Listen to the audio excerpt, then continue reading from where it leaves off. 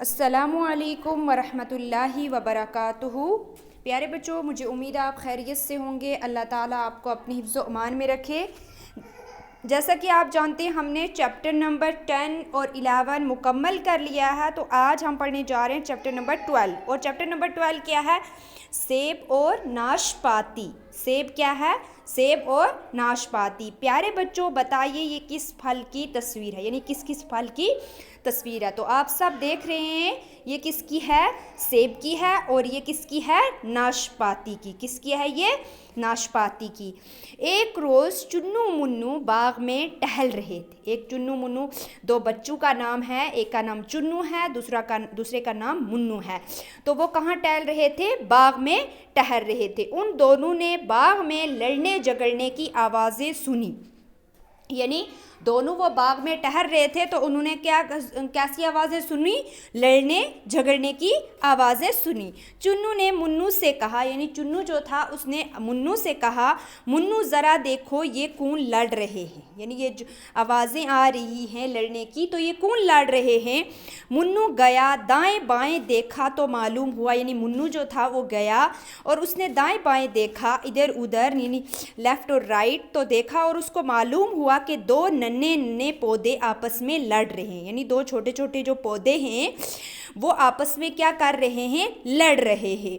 मुन्नू ने ये बात चुन्नू को बता दी। यानी मुन्नू जो देखने गया था तो उसने ये बात किसको बताई? चुन्नू को बताई, दूसरे बच्चे को। फिर वो दोनों उनके पास आए और उनसे पूछा, यानी चुन्नू और मुन्नू दोनों किनके पास आए? उन दो पौधों के पास आए और उनसे पूछा, भाई क्या बात है, क्यों लड़ रहे हो? उनसे पूछा उन दोनों पौधों से कि तुम दोनों क्यों लड़ रहे हो? तो उनमें से एक पौधे ने सीना तान कर अकड़ कर कहा, यानी अकड़ कर ऐसे सीना तान कर कहा, मैं सेब का पौधा हूँ और ये नाशपाती का पौधा है। वो बोलता है, वो जो दो पौधे थे उनमें से एक जो सेब का था और एक नाशपाती का पौधा था।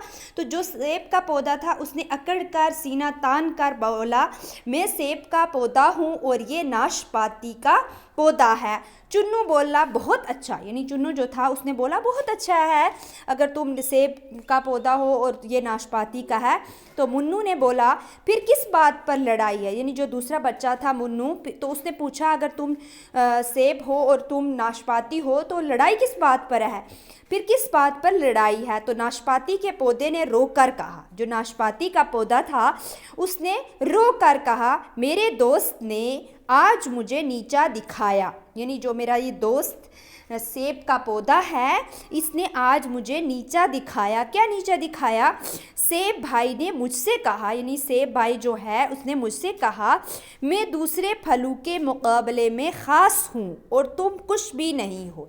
यानी मैं जो बाकी फल हैं जैसे अनार है, उसके बाद अमरूद है, उसके बाद आम है, जितने भी फल हैं उन सब के मुकाबले में क्या हूँ? मैं सबसे ज़्यादा ख़ास हूँ लोगों की नज़रों में और तुम कुछ भी नहीं हो। यानी जो तुम नाशपाती हो तो तुम कुछ भी नहीं हो। तो चुन्नू बोलता है, सुनो। किसको बोलता है? उन दोनों को, खासकर सेब को बोलता है, सुनो, अल्लाह ने किसी भी चीज़ को फजूल और बेमकसद पैदा नहीं किया। यानी कोई भी चीज़, किसी भी चीज़ को दुनिया में अल्लाह ताला बेमकसद या फजूल नहीं पैदा करता है, फजूल और बेमकसद पैदा नहीं किया है। हर चीज़ के अपने अपने फ़ायदे होते हैं। यानी हर चीज़ के क्या हैं? अपने अपने फ़ायदे होते हैं और हर एक की अपनी अपनी हैसियत होती है। यानी हर एक चीज़ की अपनी अपनी एक औकात होती है, उसके फ़ायदे होते हैं। इसलिए हमें किसी को भी कमतर नहीं समझना चाहिए। समझ आई प्यारे बच्चों? ये थी एक छोटी सी कहानी, छोटा सा चैप्टर था जिसमें ये बताया गया था, ये हमारे लिए इसमें ये सबक था कि हमें किसी भी इंसान को कमतर, किसी को छोटा, कोई छोटा हो या बड़ा हो, कोई काला हो या गोरा हो, कोई गरीब हो या अमीर हो, ऊंचे कद का हो या छोटे कद का हो, हमें कभी किसी को नीचा नहीं दिखाना चाहिए। उसको बेमकसद पैदा नहीं किया है अल्लाह ताला ने। हर इंसान को, हर चीज़ को अल्लाह ताला ने किसी मकसद के लिए ही पैदा किया होता है, किसी फ़ायदे के लिए ही पैदा किया होता है। इसलिए हमें किसी भी फल को या किसी इंसान को या किसी भी चीज़ को बुरा भला नहीं कहना चाहिए। समझ आ गई बच्चों? तो आगे इसके सवाल जवाब आ रहे हैं, आप देख सकते हैं सवाल जवाब। ये मैं आपको सेंड भी कर दूंगी। चुन्नू मुन्नू कहाँ टहल रहे थे? बाग में टहल रहे थे। कौन से पौधे आपस में लड़ रहे थे? सेब और नाशपाती। कौन सा पौधा रो रहा था? नाशपाती रो रहा था। क्या हमें किसी को कमतर समझना चाहिए?